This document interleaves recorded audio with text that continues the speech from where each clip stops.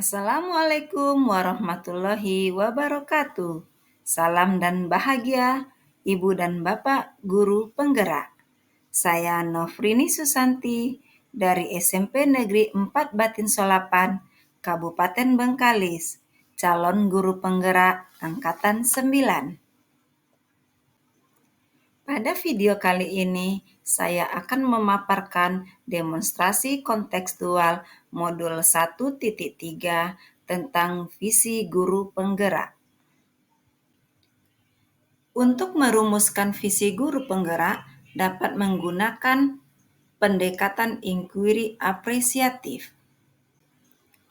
Pendekatan inquiry apresiatif adalah bagaimana mengidentifikasi hal baik yang telah ada di sekolah dan mencari cara bagaimana hal tersebut dapat dipertahankan dan memunculkan strategi untuk mewujudkan perubahan ke arah yang lebih baik. Agar dapat menerapkan pendekatan inquiry apresiatif, maka langkah yang dapat dilakukan adalah dengan menggunakan metode Bagja.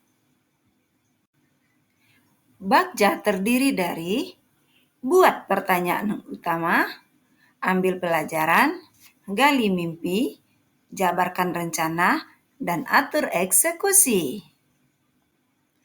Buat pertanyaan utama berisi pertanyaan-pertanyaan yang menentukan arah penelusuran. Ambil pelajaran dimaksudkan untuk memandu bagaimana pengalaman positif dari individu, kelompok, atau komunitas lain yang akan dijadikan pembelajaran. Gali mimpi berupa narasi keadaan ideal jika prakarsa perubahan telah terwujud. Jabarkan rencana artinya mengidentifikasi tindakan-tindakan yang akan dilakukan. Dan atur eksekusi adalah cara untuk membantu transformasi rencana menjadi nyata. Berikut ini visi guru penggerak yang saya buat adalah terwujudnya peserta didik yang aktif, kreatif, cerdas, dan berakhlak mulia. Untuk mewujudkan visi tersebut, maka saya membuat prakarsa perubahan, yaitu meningkatkan kreativitas dan motivasi belajar peserta didik melalui pemanfaatan teknologi. Adapun tahapan Bagja yang saya buat adalah sebagai berikut. Pertama, buat pertanyaan utama. Adapun pertanyaannya adalah bagaimana cara meningkatkan kreativitas dan motivasi belajar peserta didik melalui pemanfaatan teknologi. Nah, tindakan dan penyelidikan yang dapat dilakukan di antaranya 1. Melakukan diskusi dengan teman sejawat. 2. Mencari informasi dan praktik baik bagaimana meningkatkan kreativitas dan motivasi belajar melalui pemanfaatan teknologi. Dan ketiga, mendata karakteristik peserta didik.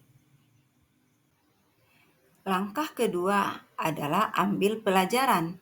Pertanyaannya, pertama, siapakah guru yang ahli menggunakan teknologi dalam pembelajaran di kelas? Yang kedua, teknologi apa saja yang mereka gunakan? Yang ketiga, bagaimana memilih media atau teknologi yang tepat dalam pembelajaran agar dapat meningkatkan kreativitas dan motivasi belajar peserta didik?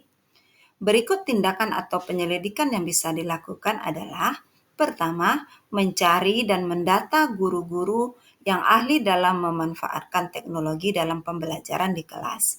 Yang kedua, mencari referensi media atau teknologi yang tepat digunakan dalam pembelajaran agar kreativitas dan motivasi belajar siswa meningkat. Berikutnya yang ketiga, gali mimpi. Pertanyaannya adalah, pertama, apakah pemanfaatan teknologi dalam pembelajaran dapat meningkatkan kreativitas dan motivasi belajar peserta didik? Yang kedua, bagaimana caranya agar pemanfaatan teknologi dalam pembelajaran dapat diterapkan oleh semua guru?